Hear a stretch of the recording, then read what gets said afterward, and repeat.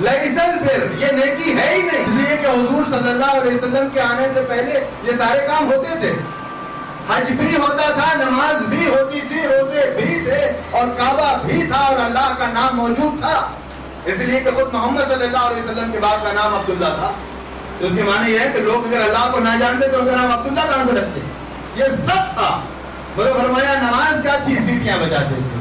حج کیا تھا کہ اوپر سے کود کر آتے تھے، اور ان کے عمرے کیا تھے کہ ننگے طواف کرتے تھے، اور ان کے تمام یہ جو کام تھے وہ صرف ان کے اپنے تھے، اور ان کا اللہ کیا تھا کہ انہوں نے الہ بنا رکھے تھے، اور 360 خود اس کے اندر جمع کر دیے تھے۔ یہ تھا جب محمد مصطفیٰ صلی اللہ علیہ وسلم نے آ کر کہا کہ تم نماز بھی پڑھتے ہو، روزہ بھی رکھتے ہو، حج بھی کرتے ہو، یہ سارے کام کرتے ہو، مگر جیسا کرنا چاہیے ویسے نہیں کرتے، تو جواب آیا پاگل، ہمارے آبا و اجداد یہی کرتے آئے ہیں، تو آج کا بچہ ہمیں بتانے آیا ہے آباشر یہدوننا،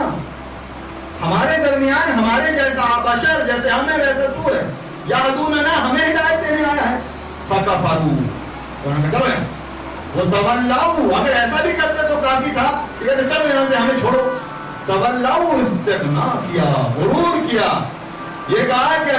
اللہ کو کوئی دینا ہی تھا تو اس یتیم یسیر کو دے ڈالا، ہم سارے یہاں قبیلے کے سردار، جس کی کوئی دھاک، جس کی کوئی ملکیت، جس کا کوئی مال، جس کی کوئی تجارت، صنعت، حرفت، ان کو کیوں نہیں چن لیا؟ اس کو چن ڈالا جس کے پاس کچھ نظر ہی نہیں آتا۔